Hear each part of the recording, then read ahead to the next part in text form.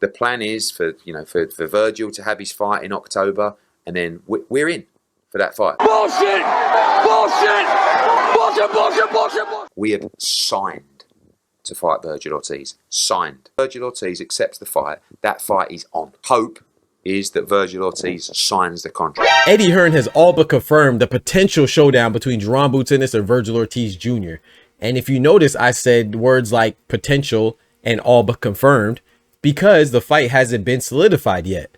And that is indicative by the few minor details that were spoken that you may have missed, but I didn't miss them. And in addition to that, there's a guy that stands in the way. Well, technically two, but we're going to focus on the one. If I tell you I'm good, probably you will say I'm boasting. But if I tell you I'm no good, you know one line. Yo, what's good, Boxing Talk family? Welcome back to your favorite boxing news channel, Dr. Boxing Talk, and we are back for another YouTube video. Banger, man. Yes, sir. Yes, ma'am. I know what time it is. The doctor's in the house, man, so check this out. Yo, before we get to it, you know we got to smack that like button. Let's do it together. Appreciate you. That helps us to keep going and growing on this YouTube platform. But check this out. So Eddie Hearn has had quite a few interviews in regards to the next move of not only his Matchroom Promotions, but his superstar boxer, American former champion at 147, unified champion, Ring Magazine champion, current contender at 154, JARON Boots Ennis, right? So, a lot of questions have been asked, like, who's he fighting next? And when's he going to fight Vergil Ortiz? Well, we kind of got an answer from Eddie Hearn, and he said this. We have signed to fight Vergil Ortiz. Signed. So yeah, the fight will be had in 2026, good Lord willing, at the top of the year, particularly in January or February, right? But you got to be careful. I know we're excited, and a lot of times when we're excited or happy or elated, we tend to miss some things or overlook some things, but not your boy. And Eddie Hearn has revealed to us that, yeah, JARON Boots Ennis has signed his portion. Yeah. JARON Boots Ennis has even committed to an extension with Matchroom. That is contingent on this fight or inclusive of this fight with Vergil Ortiz. But he also said that Vergil hasn't signed his portion yet. So we don't know what's going to happen. And he also said that Vergil's going to fight in October. And he also said that JARON Boots Ennis is going to fight in October.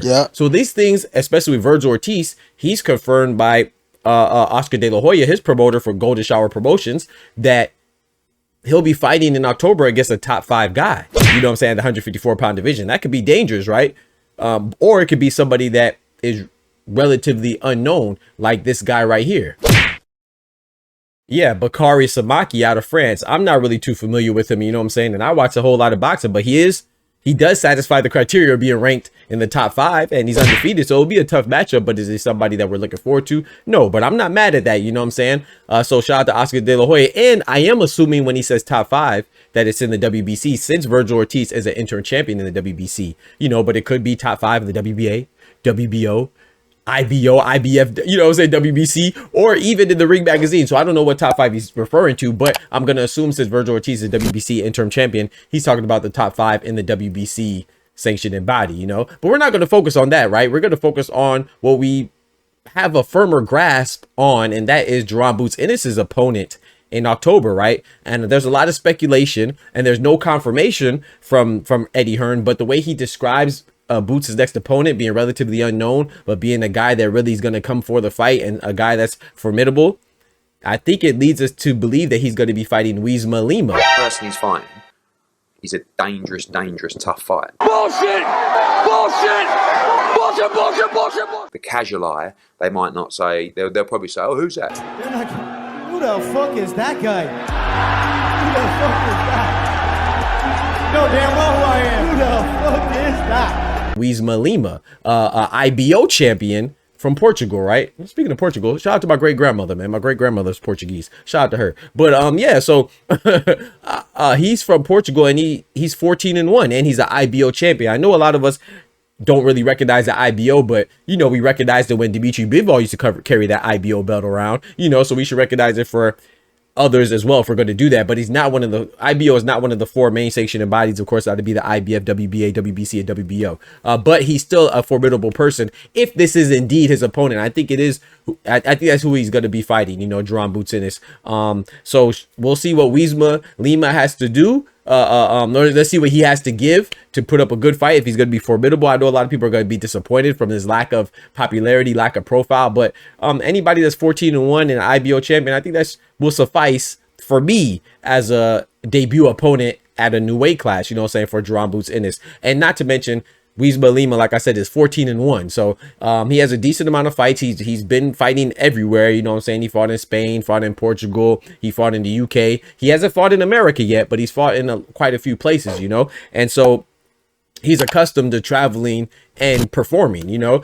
He has one loss. That one loss was to Aaron McKenna. You know, I would say he's a little bit more than a prospect contender. Last time we seen him out, if I'm not mistaken, he just beat Liam Smith, right? The brother of Callum Smith. So he's a decent fighter, and he lost to him by unanimous decision. So it wasn't like he got knocked out. So I think Weisma Lima is a pretty decent opponent, you know what I'm saying? Especially if you're promising that we'll get Vergil Ortiz and Boots next, you know what I'm saying? To me, that's cool. You know, I don't really mind who they fight in the interim as long as that fight comes up. But, you know, we'll see how it goes when we get there. But I do want to tell you that, and I want to emphasize that we haven't heard from Golden Boy or Vergil Ortiz yet. They have not signed their portion according to Eddie Hearn.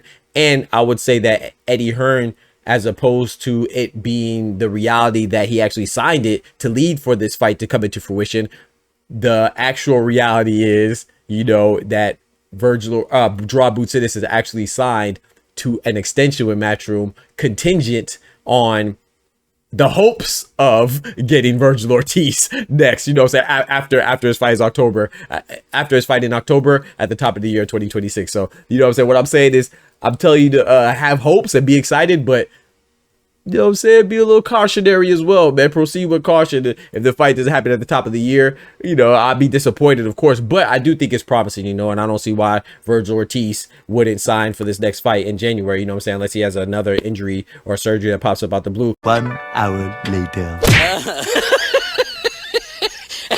But I want to be very clear, though. I like Vergil Ortiz and I like Jaron Boots Ennis. I don't feel compelled to pick a side, you know what I'm saying? If that fight does come into fruition, I'm leaning towards Jaron Boots Ennis, but I think Vergil Ortiz is a great fighter as well. You know, I think his win over Madrimov, while it was controversial slightly, it was close, right? Not controversial. Well, some people would say that they had Madrimov winning, so I say it's controversial in that regard. It was a close fight, could have went either way. I'm cool with Vergil Ortiz winning. Serhii Boachuk, he was able to overcome 2 knockdowns. Some people had him losing that fight, but it was a close fight again. Could have went either way. So those are 2 formidable guys. Jaron Boots Ennis coming in his debut at 154. I'm excited for it, man. And if he could get past that test, and Vergil Ortiz could get past his test in October, and they could clash in 2026 at the top of the year, good Lord willing, in January or February, I can't really complain from where I'm sitting. So I'm cool with it, man. But I just want to let y'all know that, you know, that what Eddie Hearn, you know, he has a way with words, and is not fully delivered yet. You know what I'm saying? There's some obstacles and hoops that still need to be overcome, you know, and pushed through. But it does seem like this, you know, this is very good news that the fight could be happening. So I'm cool with it. I appreciate y'all rocking with me as always. Don't forget to smack that like button. But most importantly, remember, with God, we can do anything. Without God, we're nothing. The doctor's out. That's just a little update. Let me know what you think about that in the comments, man. Peace. And one man. You know what I'm saying? One time for the ladies. From the hood to college, both worlds they had to meet. 6 degrees between us, so cold we're about to freeze. But we're Florida boys, hot takes, we bring the heat. We're moving the culture, the engineers to the streets.